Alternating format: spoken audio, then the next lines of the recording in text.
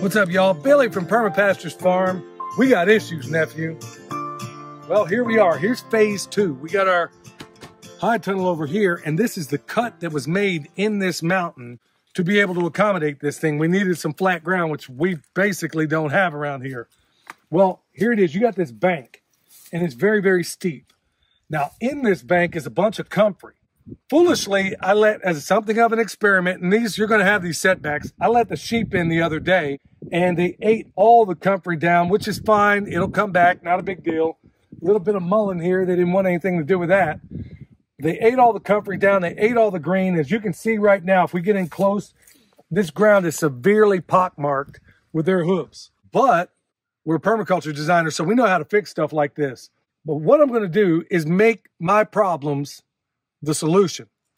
All right, I showed you problem number 1. Right here is problem number 2.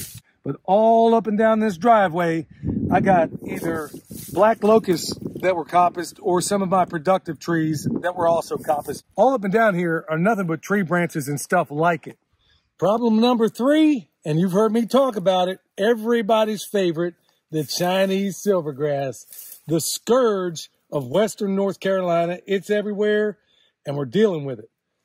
But how can I combine problem number 3 to problem number 2 to solve problem number 1?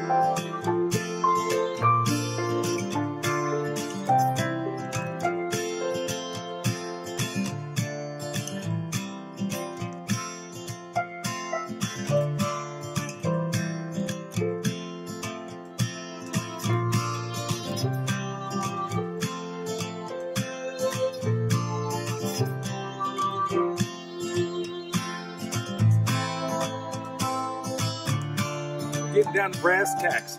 We got all that silvergrass in the truck, and we got all this soil over here that's bare, and it's ugly, and it ain't cool. If we were to do nothing else, I mean nothing else but lay a bunch of carbon on there, you'll get healing in time, but I want to speed it up. So in this case, I'm just going to use this seed. There's everything from chicory, 5 different kinds of grasses in there, clovers, and a bunch of different kind of clovers. It's basically a mix. Now, I will say that interplanted, and you can't see it right now because it's all dormant, but all through here is comfrey everywhere. And it's doing a good job of holding things in place. It's just more important to me to get this stuff covered up, because every time it rains, when that rain falls from the sky, hits that dirt, which is what it is, it's not even soil, hits that dirt, it's dragging it out, and it's taking it down to Mississippi. Can't have it. So, before I get off and pop and doing that, I want to give a shout out to my boys, Raul and Alex over at the Perma podcast. One of my favorites, y'all. So, with that said, it's time to get hopping and popping.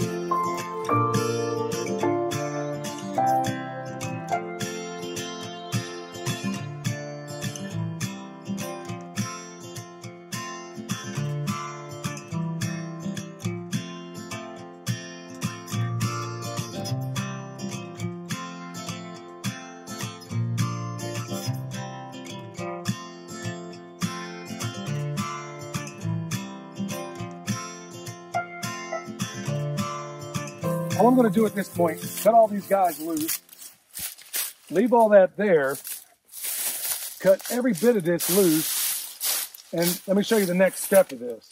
And all I'm going to do is shake them down all the way down this thing.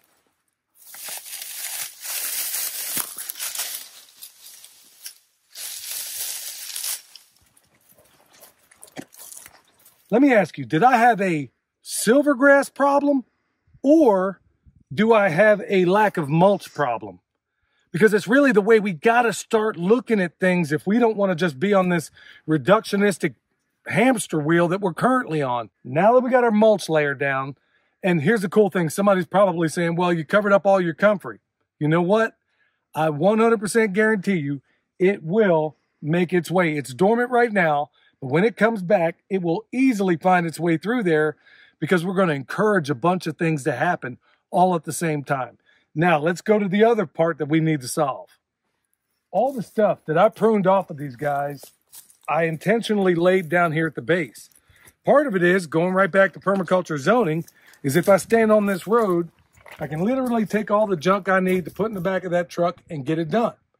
Okay, but I got it here for a very different purpose. I'm basically going to take all this stuff and I am going to repurpose it. Check this out. All right, so I got all these branches that I pruned off. Just walk with me over here for a minute and I'm going to show you what I'm going to do.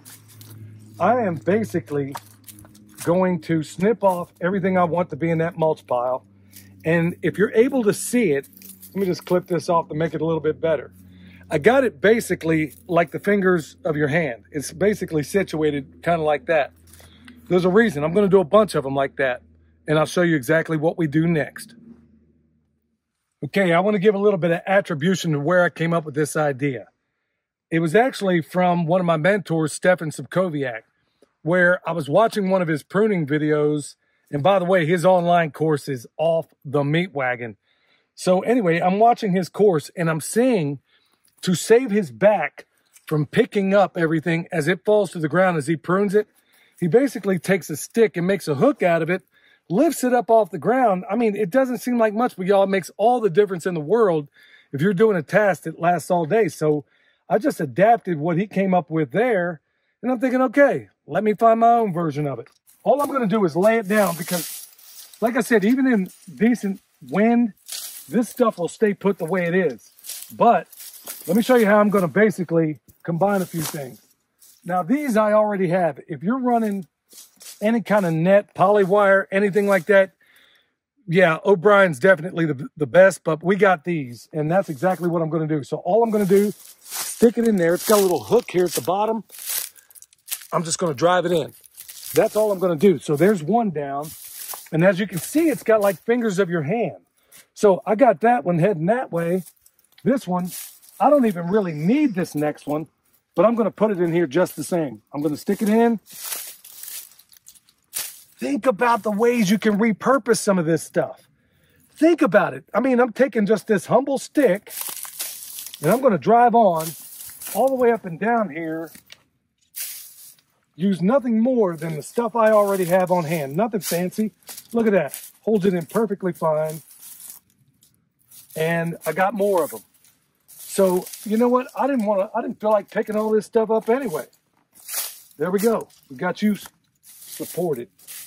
All I'm going to do, keep driving on. I'll put one up top. It's basically this number all the way up and down to it.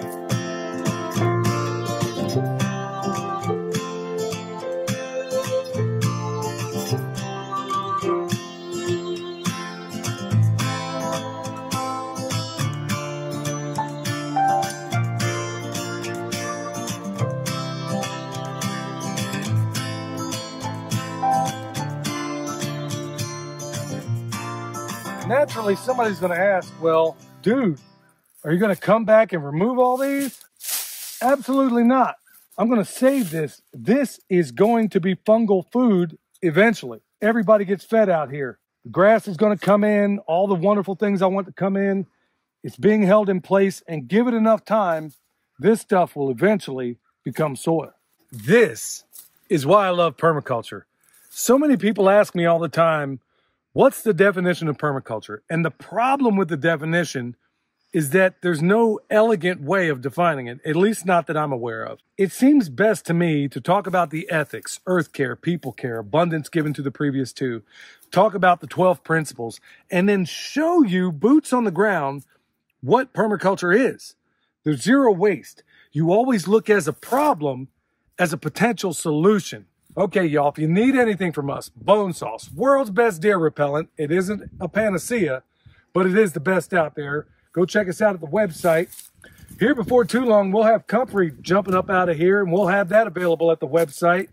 Till next time, this is Billy from Perma Pastures Farm, where permaculture is my passion, and you're looking right at it. We'll see y'all next time.